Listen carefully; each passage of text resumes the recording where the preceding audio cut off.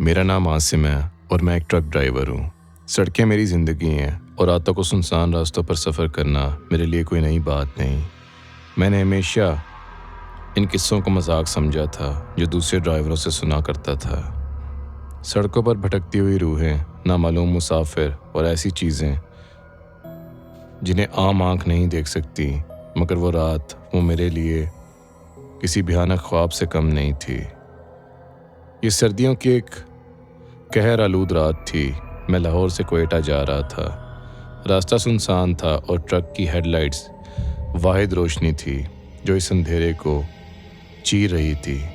رات کے تقریباً 3 بج رہے تھے جب میں نے سڑک کنارے ایک پرانے ہوٹل کو دیکھا۔ تھکن کافی ہو چکی تھی، اس لیے میں نے فیصلہ کیا کچھ دیر رک کے چائے ہی پی لوں تاکہ تھوڑا تازہ ہو جاؤں۔ ہوٹل میں صرف 2-3 لوگ بیٹھے ہوئے تھے، ایک ہوٹل والا اور 2 خاموش گاہک تھے۔ میں نے چائے کا آرڈر دیا اور قریب بیٹھے ایک شخص سے گفتگو شروع کر دی۔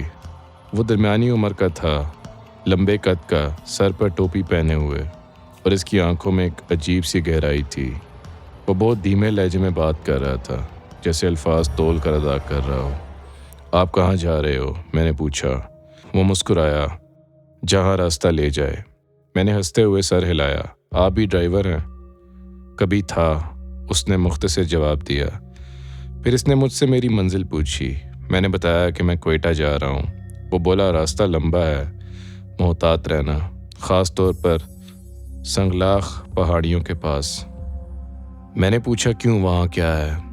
وہ کچھ لمحے خاموش رہا، پھر آہستہ سے بولا، کچھ راستے زندوں کے لیے نہیں ہوتے۔ اس کی بات سن کر میرے بدن میں عجیب سی سنسنی دوڑ گئی۔ میں نے چائے ختم کی اور باہر جانے کے لیے کھڑا ہو گیا۔ اس شخص نے بھی جانے کے لیے قدم بڑھایا۔ اگر آپ کوئٹہ جا رہے ہیں تو مجھے راستے میں اتار دیں، اس نے کہا۔ مجھے کچھ عجیب تو لگا، لیکن رات کے اس پہر کسی اجنبی کو لفٹ دینا عام بات تھی۔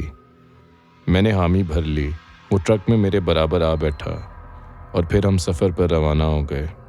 چند کلومیٹر بعد میں نے اس سے پوچھا کہ وہ کہاں اترے گا۔ اس نے بس سامنے دیکھتے ہوئے کہا، جہاں اندھیرا گھنا ہو وہاں روک دینا۔ مجھے عجیب سا محسوس ہوا، لیکن میں نے کوئی بات نہیں کی۔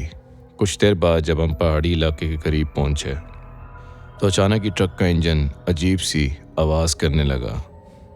میں نے شیشے میں دیکھا اور میرا خون میرے جسم میں جم گیا۔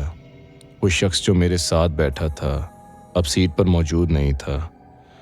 ڈر کے مارے میں نے زور سے بریک لگائی اور جیسے ہی میں نے دروازہ کھول کر نیچے قدم رکھا، ایک بھاری ہاتھ میرے کندھے پر پڑا۔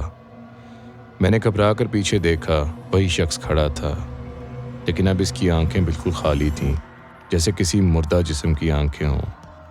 یہاں رکنا مت، وہ مدھم آواز میں بولا، ورنہ تم بھی ان میں شامل ہو جاؤ گے۔ میرے جسم سے جیسے جان نکل گئی۔ میں تیزی سے ٹرک میں واپس آ بیٹھا اور پوری قوت سے ایکسیلیٹر دبایا۔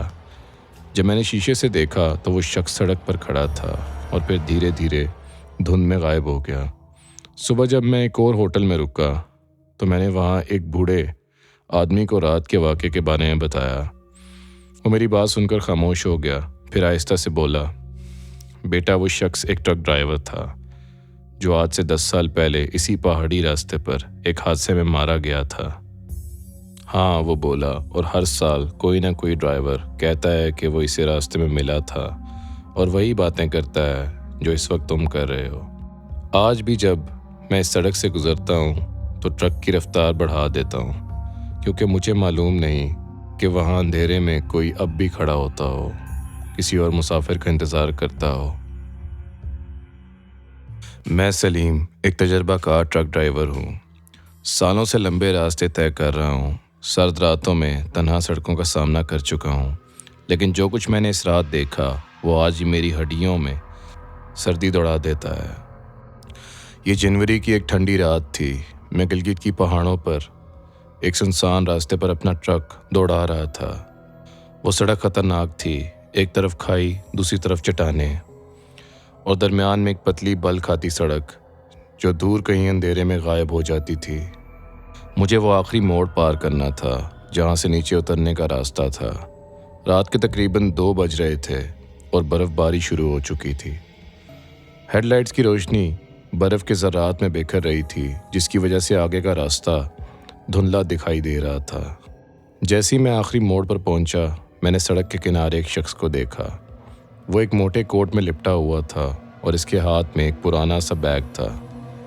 कहाँ जाना है भाई? मैंने पूछा।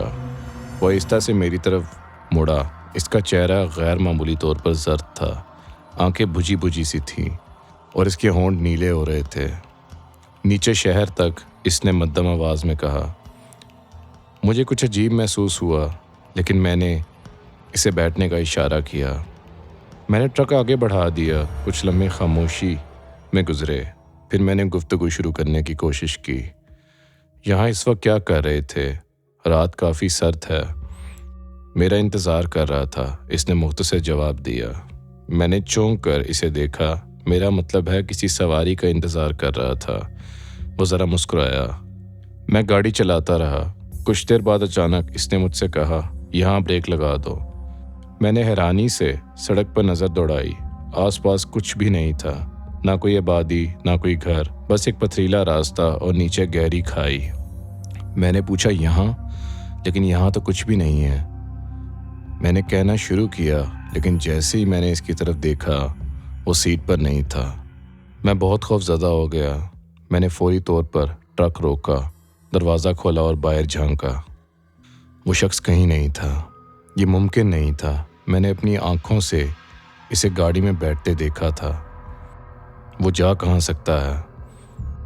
मुझे इस ठंड में भी पसीने आ रहे थे, हालांकि दर्जा हरारत मनफी था।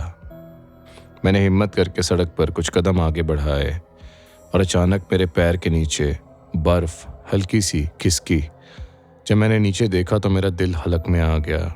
वहाँ ताज़ा कदमों के निशानात थे, मगर वो सड़क पर नहीं जा रहे थे, बल्कि खाई की तरफ जा रहे थे। ऐसा कैसे हो सकता था? अगर वो वाकई कोई मुसाफिर था तो वो खाई में गिर चुका था, लेकिन अगर वो गिरा था तो मैंने इसे अपनी गाड़ी में बैठा हुआ कैसे देखा? मैं जल्दी से ट्रक में वापस आया और पूरी रफ्तार से गाड़ी को भगा दिया।